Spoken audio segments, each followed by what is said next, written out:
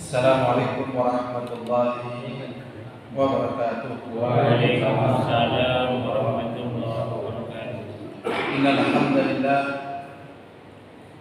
nahmaduhu wa nasta'inuhu wa nastaghfiruh wa na'udzu billahi min shururi anfusina min sayyiati a'malina.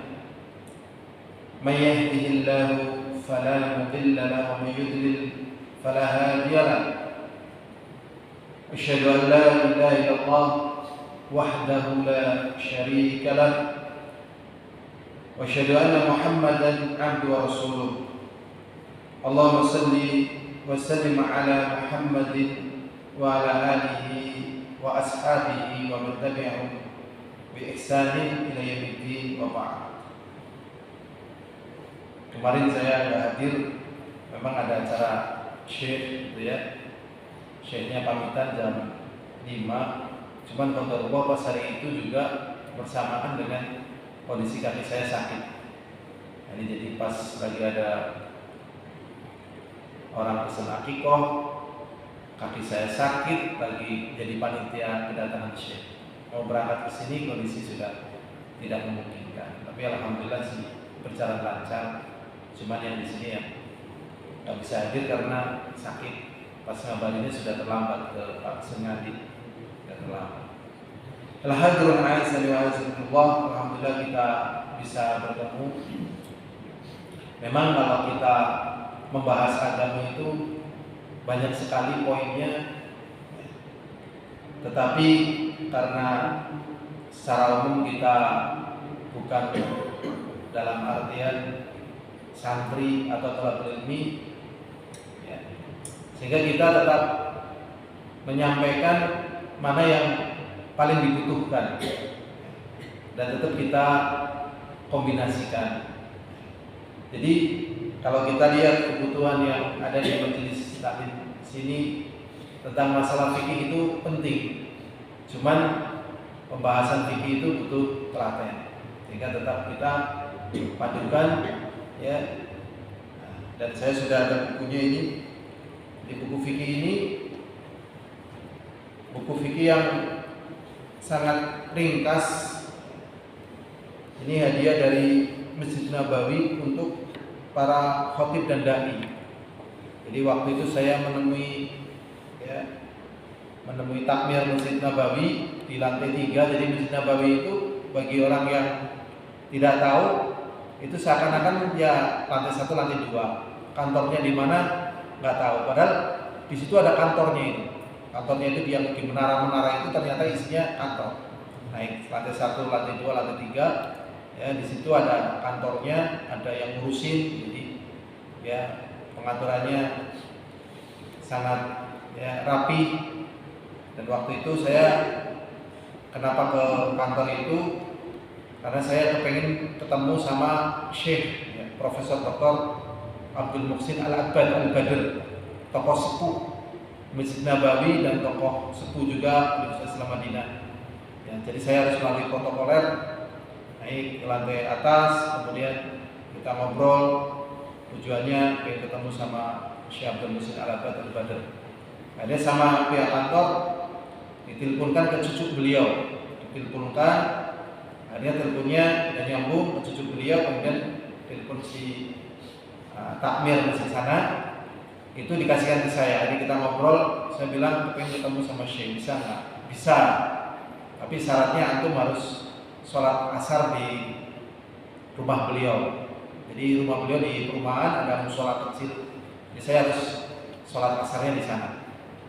Begitu azan asar, saya keluar dari hotel langsung cari taksi. Akhirnya ke tempat masjidnya beliau, kemudian ya ikut sholat di situ. Kita tahu Syekh Abdul Muhsin Al-Abbad, yang bapaknya Syekh Abdul Razak, waktu itu sudah sepuh, naik ya kursi dorong, kursi beliau kalau nggak salah juga mata beliau sudah buka. Akhirnya kita sholat berjamaah bareng beliau. Ya. Setelah selesai sholat berjamaah, ada taklim di sana, baca kitab Riyadhus Shalihin.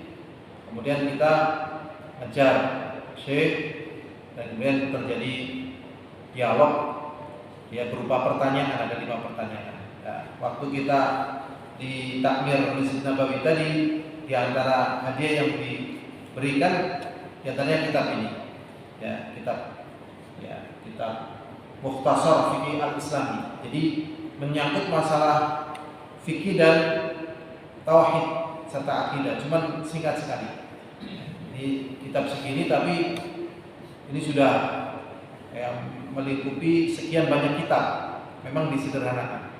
Kemudian satu kitab lagi dari penulis yang sama, Sirah Nabawiyah, juga tebal segini. Jadi 2 kitab ini memang sengaja menjadi kitab andalan untuk menyebarkan baik akidah, sunnah, tauhid dan seluruh permasalahan-permasalahan yang berkaitan dengan bagaimana kita beragama dengan sunnah, dengan ilmiah, dan juga bagaimana kita kemudian menjadi kaum muslimin yang bisa menjadi kontribusi bagi dunia, memberikan kontribusi bagi dunia. Maksudnya bukan hanya kaum muslimin saja, tapi bagi dunia. Karena akhirnya dunia ini akan aman, akan tentram apabila kembali kaum muslimin menjadi dominasi. Kaum muslimin menjadi dominasi. Adapun kalau kaum muslimin seperti keadaan saat ini, maka kita lihat kedoliman Yahudi, Nasrani itu di luar batas nalar, walaupun yang sekarang dibicarakan adalah Yahudi, tapi di luar batas nalar. Walaupun akhirnya juga kaum muslimin lagi yang menang. Hampir di semua tempat kaum muslim menang, katakanlah nggak di Irak, nggak di Afghan, nggak di Palestina, nggak di Indonesia dan seterusnya. Tetapi kemenangan kita dan kekalahan mereka ternyata membawa duka. Membawa apa? Duka. Irak itu dibangun kembali, Palestina itu dibangun kembali. Di negeri ini juga ditinggal sama penjajah, juga banyak hal yang butuh dibangun kembali. Jadi memang yang amanah untuk membawa kehidupan masyarakat dunia ini sebenarnya adalah orang-orang yang bertakwa, orang-orang yang bertakwa kepada Allah Subhanahu wa Ta'ala. Tetapi untuk menciptakan orang-orang yang bertakwa, paham syariat, ternyata butuh apa? Telaten. Jadi permasalahan butuh apa? Telaten. Makanya ada satu kisah, tatkala Umar bin Khattab radhiyallahu ta'ala anhu mampu menguasai negeri Palestina waktu itu, dan masyarakat Palestina waktu itu agamanya Nasoro. Jadi dulunya mereka Nasoro, Kemudian Umar bin Khattab radhiyallahu ta'ala anhu menanyakan kepada mereka, kalian masih tetap ngikut Romawi atau terserah kalian? Ternyata para pendeta-pendeta mereka menyerahkan kuncinya kepada Umar bin Khattab. Kenapa? Karena mereka yakin bahwasanya tatkala mereka menyerahkan hal ini kepada kaum muslimin, mereka itu aman. Dan banyak negeri-negeri mengakui keamanan terjadi tatkala kaum muslimin itu memegang urusan. Tatkala kaum muslimin memegang urusan. Jadi orang tahu, yang demikian ini tahu. Cuma memang ada upaya-upaya bagaimana kaum muslimin jangan memegang urusan. Sebagaimana yang Allah SWT katakan di dalam Al-Quran, wadda katsirun min ahlil kitab law yaruddunakum min ba'di imanikum kuffara hasadan min 'indi anfusihim min ba'di ma tabayyana lahumul haq. Allah SWT mengatakan betapa inginnya dari kebanyakan dari kalangan ahlul kitab law yaruddunakum, kalau mereka mampu ingin mengembalikan kalian min ba'di, setelah kalian min ba'di imanihim, setelah keimanan, min ba'di imanikum, setelah keimanan kalian kuffara, menjadi orang kafir. Jadi kalau misalnya mereka mampu menjadikan kaum muslim menjadi kafir, mereka akan tetap mengupayakan sekuat tenaga untuk menjadi kafir. Kenapa demikian ini? Hasadan min 'indi anfusihim, karena dengki dari diri-diri mereka. Jadi mereka tadinya memang berkuasa, Yahudi, Nasrani. Ya, tatkala muncul Islam, kok turun ke Islam? Nah, ini mereka ya iri, nggak terima, nggak mau menerima. Sehingga pengennya tetap jangan Islam. Hasadan min indi anfusihim, karena dengki dari sisi mereka. Mimba di mata bayan lahumul haq, setelah mereka tahu bahwasanya yang benar itu adalah apa yang ada pada Islam, apa yang ada di dalam Al-Quran. Mereka tahu, Yahudi, Nasrani tahu betul tentang kebenaran ini, ya, apa yang ada pada agama Nabi kita Muhammad Sallallahu Alaihi Wasallam.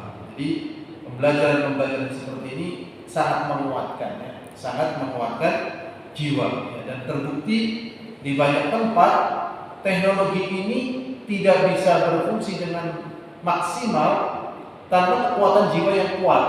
Ya. Coba bayangkan kekuatan teknologi yang dipakai oleh musuh-musuh Allah di Afghan, ya, di Afghan kalah mereka. Di Afghan kalah. Sekarang di Palestina juga kalah. Di Indonesia tidak usah jauh-jauh. Yang menang Indonesia atau orang kafir? Di Indonesia.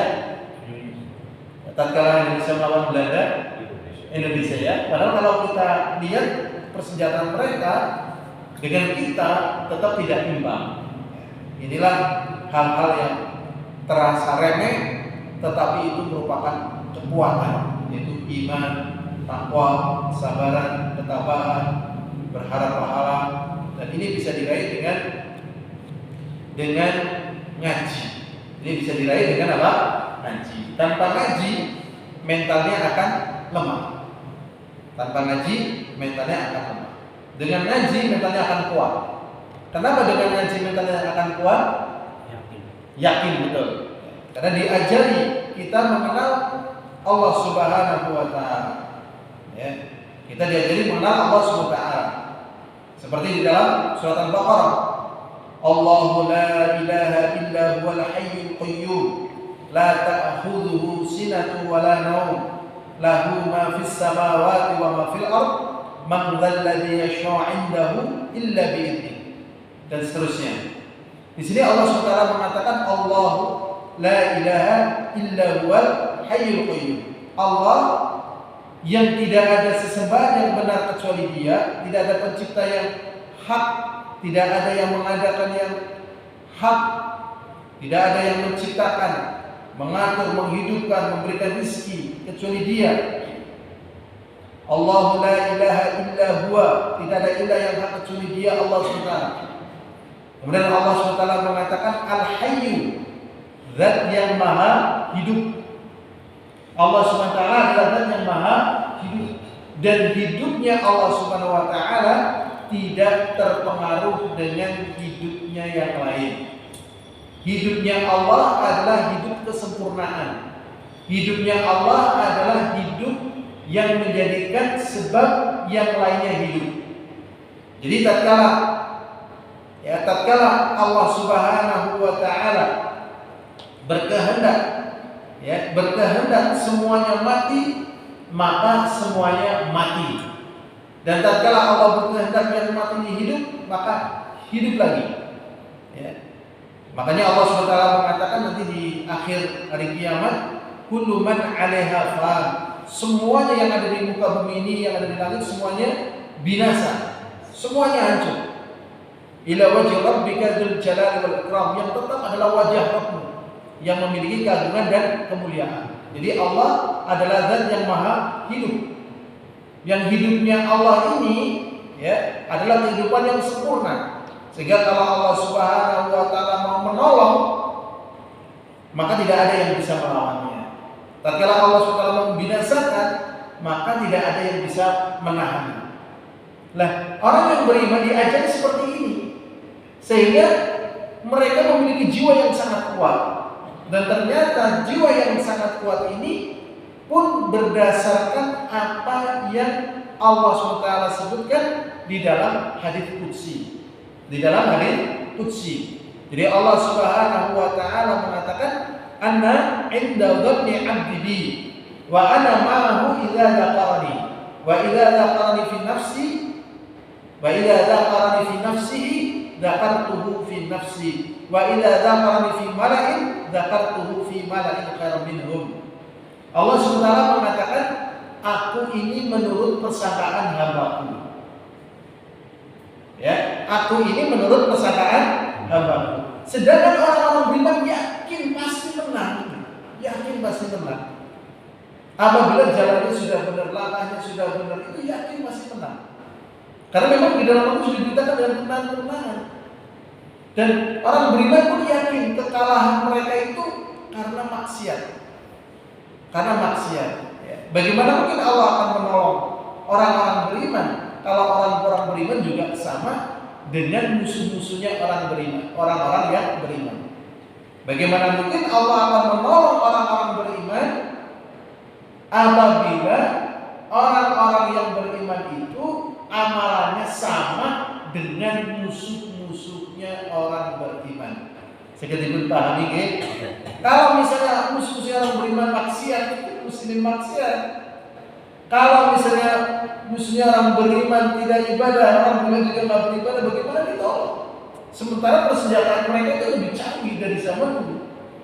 Tetapi kalau mereka taat, mereka mengamalkan apa yang Allah perintahkan secanggih apapun, Allah akan tunjukkan bahwasannya yang melawan mereka itu bukan orang beriman, tetapi Allah sendiri. Tetapi Allah sendiri. Dan itu sudah terbukti. Tatkala Nabi Musa alaihissalam dikejar-kejar sama Fir'aun dan perantaranya, mereka, yaitu pengikutnya Nabi Musa mengatakan, Inna lamudrakun, kami sungguh pasti akan ketangkap. Dijawab oleh Nabi Musa, tidak, sama sekali tidak. Karena Allah SWT bersama kita dan Allah memberikan petunjuk kepada kita. Kalau sudah kepepet, akhirnya diperintahkan Hadidrib ya untuk memukulkan asapa al-bahr, untuk memukulkan tongkatmu ke lautan. Akhirnya terjadi. Apakah yang demikian ini terjadi pada Musa? Tidak, pada orang-orang yang beriman. Ya, bahkan orang-orang yang beriman di akhir zaman ini, walaupun dia tidak mendapatkan mukjizat, tetapi ada yang namanya karomah. Ada yang namanya apa? Karomah. Jadi karomah itu akan datang ya sebagai bentuk penjagaan Allah kepada hamba-hambanya. Jadi di sini kita kembali kepada firman Allah SWT, ya, ana inda dhanni 'abdi, aku menurut persangkaan hamba. Makanya jangan sampai di hati kita itu timbul persangkaan yang jelek. Tapi kalau nggak dilatih kita persangkaannya jelek. Contohnya, misal nih, ya, misalnya ini sepeda mobil, ini mobil naik gunung, ya kan? Ini sudah dari sini, ya naik gunung ini tinggi, sana jurang, ya, jurang. Terus mobil ini masuk ke jurang nih, karena ada remnya bablas, ya, maksudnya belok sini mau bablas. Jurangnya dalam, berbatu. Kira-kira orang-orang yang jatuh ini akan mengatakan apa ketika jatuh ke jurang ini? Mati ya, ya kan? Mati ya. Bagaimana dengan orang beriman?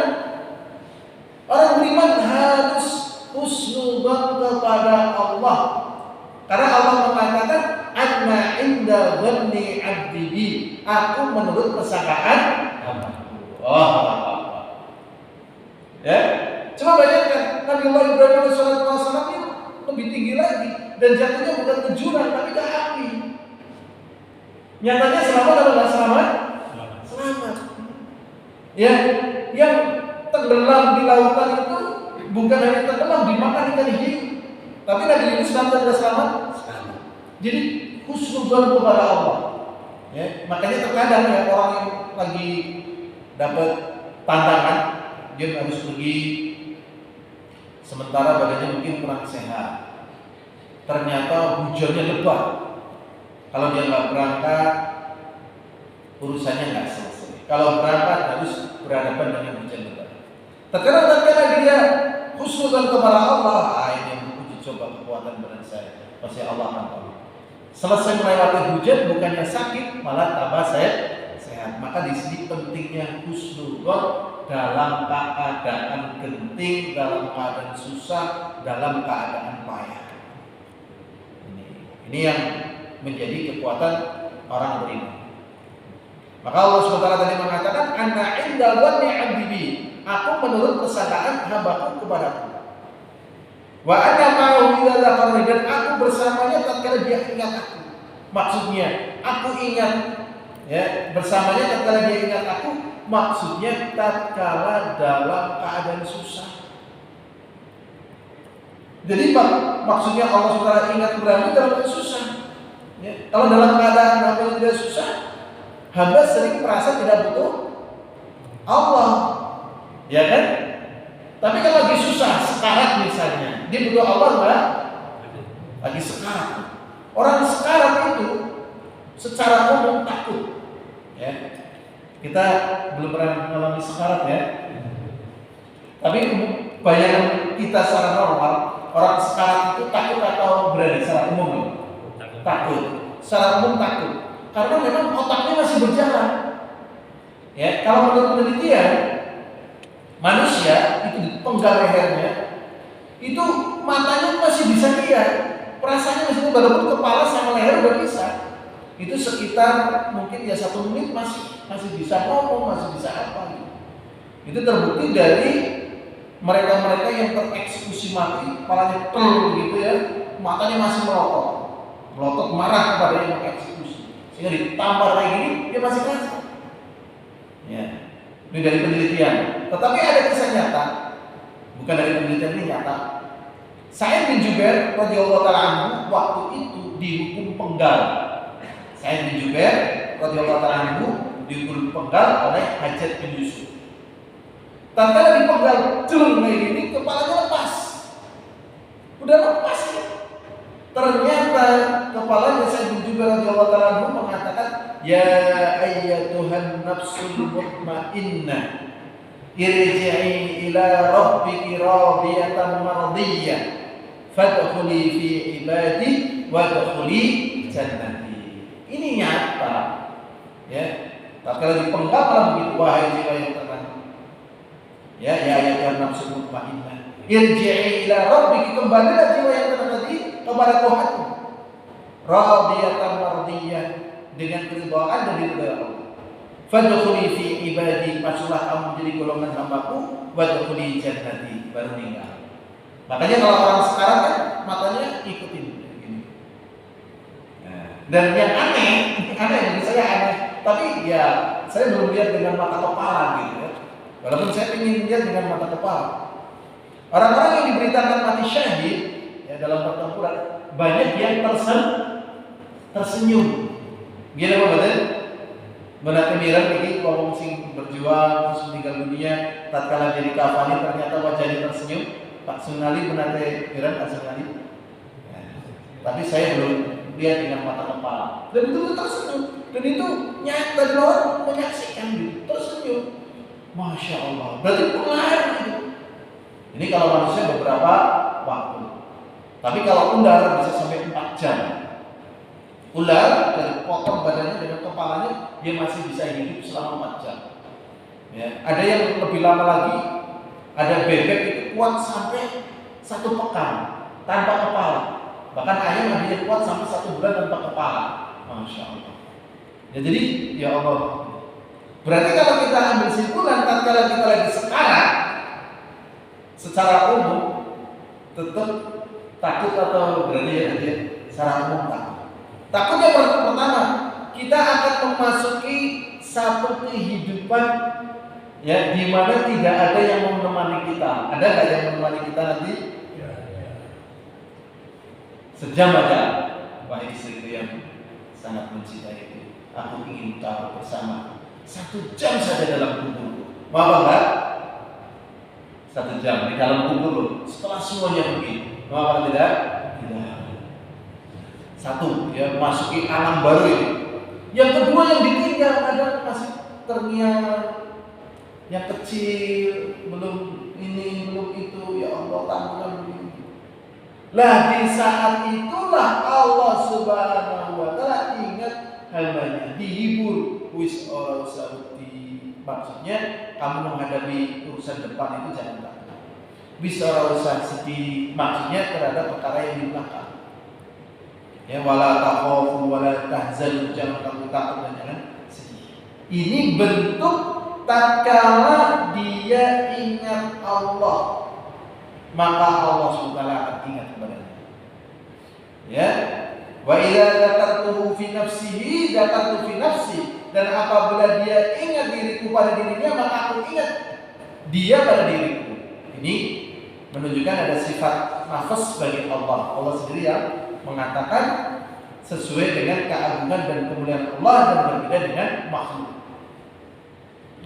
Wa idza dzakartuhu fi mala'in fa idza dzakarani fi mala'in, dan apabila tatkala manusia itu ingat aku tatkala dia bareng bersama rombongan manusia yang banyak, dzakartuhu fi mala'in khairum minhum, maka aku ingat dia pada rombongan manusia yang lebih baik daripada mereka, yaitu para malaikat.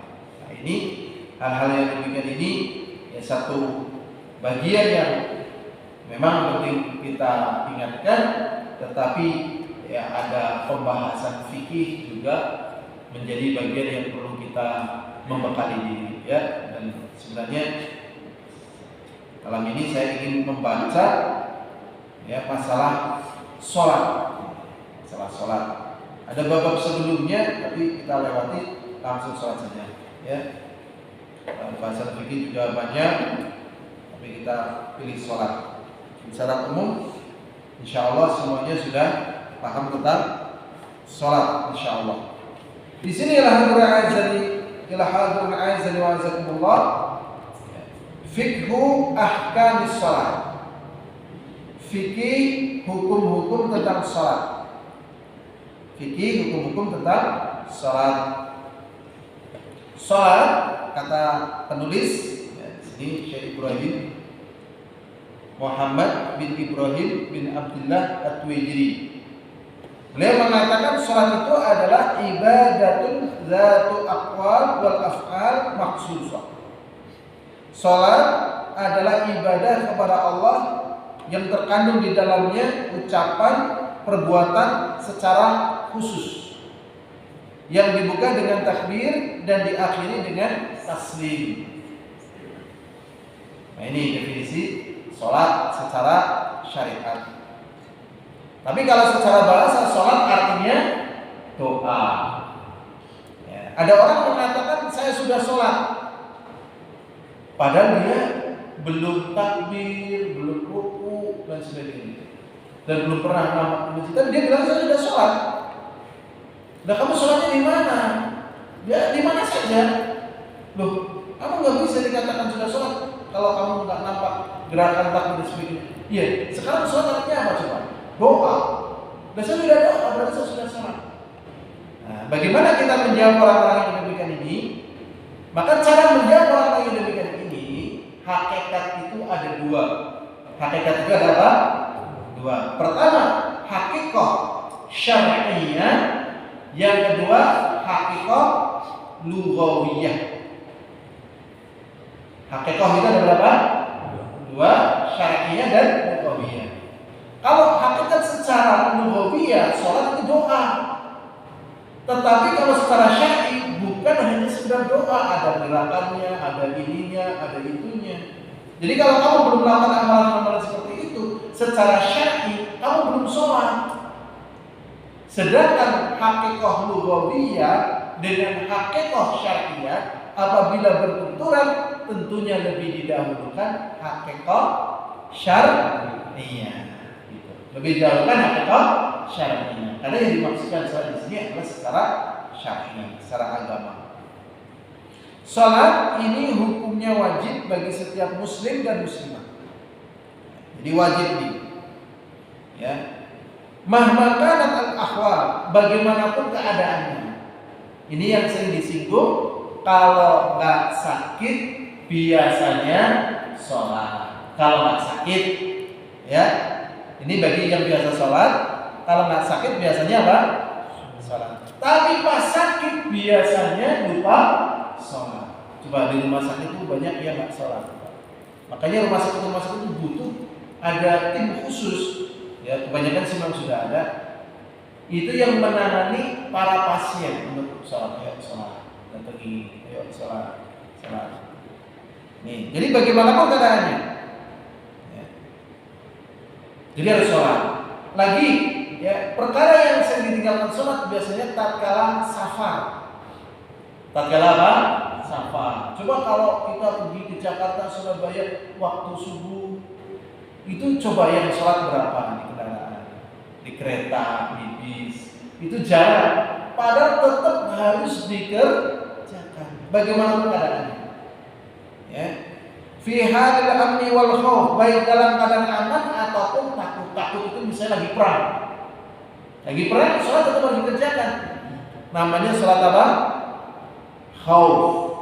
Jadi dalam perang pun harus apa? Sholat. Namanya sholat khauf. Di buku Binroh TNI AD itu waktu saya baca ini, ya bapak saya itu ada tata cara sholat khauf. Ya, ini pembahasannya juga fikih, tapi yang jelas ya sholatnya dibagi menjadi 4 rakaat, ya, jadi 2, misalnya ini 4 shaf misalnya ya, 4 shaf. Nah ini misalnya pertama takbir bareng Allahu Akbar gitu kan, bareng setelah takbir ini yang shaf pertama sholat ya kan, yang shaf 1, 2 sholat, yang shaf 3, 4 ngadep ke musuh. Nah imamnya tetap sudah nanti 1 rakaat atau 2 rakaat ya, kemudian nanti gantian, yang ikut imam mundur, yang ini maju, gantian gitu. Atau hal-hal lain sesuai dalam pembahasan yang ada dalam fikih. Tapi yang menjadi pembahasan di sini baik dalam keadaan aman ataupun takut tetap harus dalam keadaan apa? Sholat yang ditinggalkan. Baik dalam keadaan sehat ataupun sakit, walaupun dalam keadaan tidak safar ataupun safar, dan dalam segala keadaan. Salatun tunasibuha fi hay'ah wal adad. Salat yang sesuai dengan keadaan, baik bentuk ataupun jumlahnya. Sesuai dengan keadaan, misalnya kalau ada gerhana kita salat apa? Gerhana. Banyak para ulama mengatakan salat gerhana itu hukumnya apa? Wajib. As-salatul jami'ah. Saya jam 12 malam ada gerhana ya, nanti orang sholat. Tekniknya pada babnya di sholat gerhana. Kemudian misalnya baru melakukan dosa, ingin bertaubat, sholat apa? Ya sebenarnya sholat 2 rakaat, cuma terkenalnya dengan sholat taubat. Sholat taubat.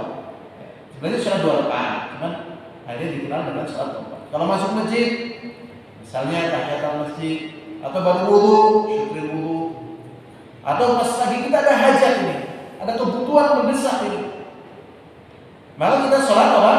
Sholat 2 rakaat. Orang menyebutnya dengan sholat apa?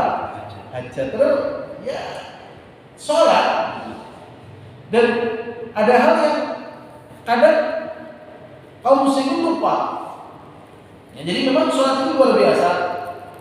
Ini ada kisah, ada seorang dirampok.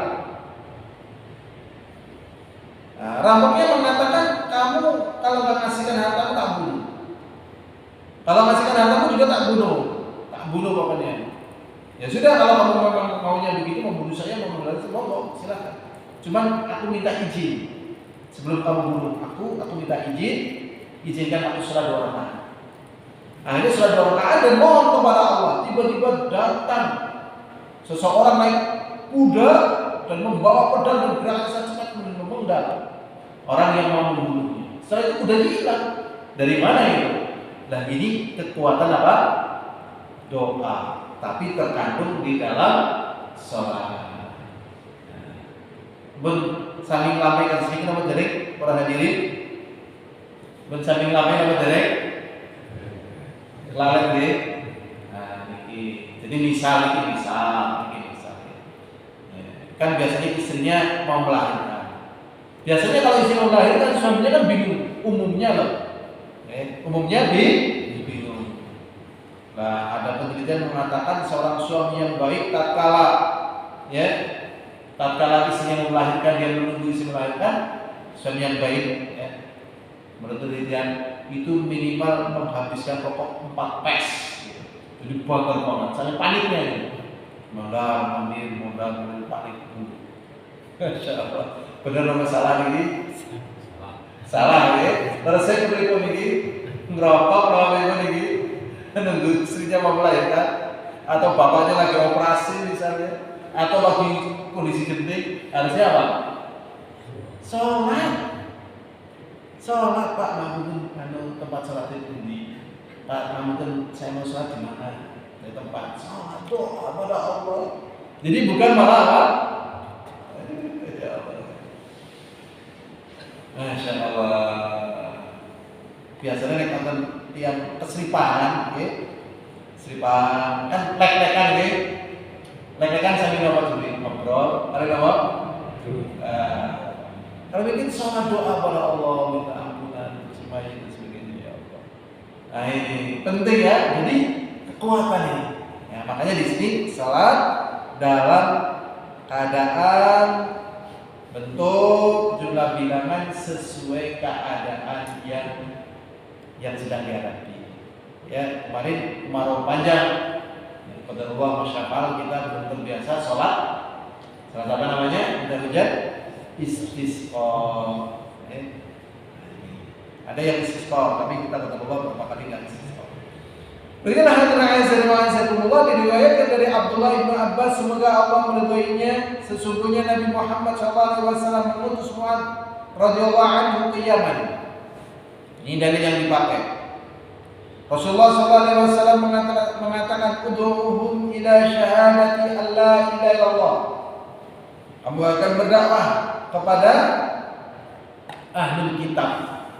Jadi Yaman itu dulunya ini negara Nasoro, negara maju Nasoro, ya.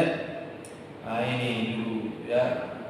Makanya waktu Abroha itu lihat Ka'bah ramai ingin menghancurkan, tapi kenyataannya setelah itu Rasulullah malah menang. Ya, akhirnya mengutus kepada Mu'adz ke Yaman. Maka pertama kali yang berseru mereka adalah kepada syahadah Allah ilaha illallah, kepada tauhid. Wa anni Rasulullah, dan sungguhnya aku adalah utusan Allah.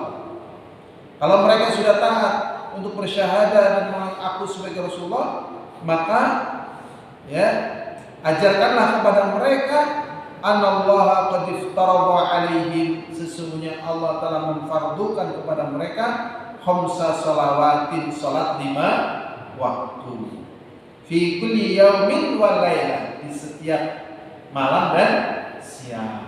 Ini menunjukkan dalil kekuatan sholat sangat luar biasa. Jadi kalau kita menghadapi problem, yang pertama kali yang kita harus fokus, ambil apa? Wudu, sholat. Lagi panik, lagi stres lagi, ya Allah, kata kemarahan yang ya Allah memuncak ya. Namanya orang kadang marah, marahnya memuncak ini. Caranya gimana? Wudu, sholat.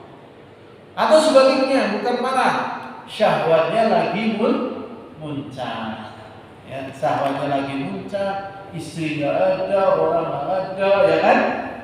Ingat, Allah senantiasa ada. Sudah pernah dengar ada orang yang disebut dengan predator seks? Sudah pernah dengar predator seks? Mana tuh kan? Pak Munggi? Nah, itu sebabnya kenapa Pak Munggi? Orang sholat Pak Munggi. Tatkala syahwatnya lagi bergejolak, dia wudu sholat, minta pertolongan Allah, insya Allah selamat. Karena nggak sholat masalahnya, lagi bergejolak, disalurkan, ya sudah parah. Alhamdulillah. Ini manusia itu memang butuh kekuatan yang datangnya dari Allah. Coba sekarang ini, orang lagi lapar, ya. Tatkala dia belum makan, rasanya bagaimana? Lapar loh. Kan rasanya pingin, ya Allah, pingin makan apa saja. Kadang melihat sesuatu yang bukan miliknya sendiri karena saking laparnya, dia kadang berani ngambil. Karena apa? Lapar sekali nih. Misalnya sudah 1 hari setengah udah belum makan, udah 30 jam belum makan, udah lapar sekali nih. Ternyata ada makanan punya orang lain. Kalau dimakan halal apa haram? Haram. Tapi dalam keadaan lapar, dia makan atau tidak makan? Makan dalam posisi itu kekuatan sholat, sehingga dia mendapatkan ya halal. Tapi yang kita bahas di sini, maksudnya setelah dia makan kenyang, laparnya tadi itu sudah tidak membawa dia untuk berpikir berbuat yang haram. Dia berpikir berbuat yang haram itu karena apa? Jadi orang berbuat jahat itu karena memang dalam keadaan tidak normal. Nah, untuk menormalkannya yaitu apa? Sholat. Penting sekali. Ini saja yang bisa kita sampaikan. Semoga Allah menjadikan sholat yang kita kerjakan sebagai penolong kita.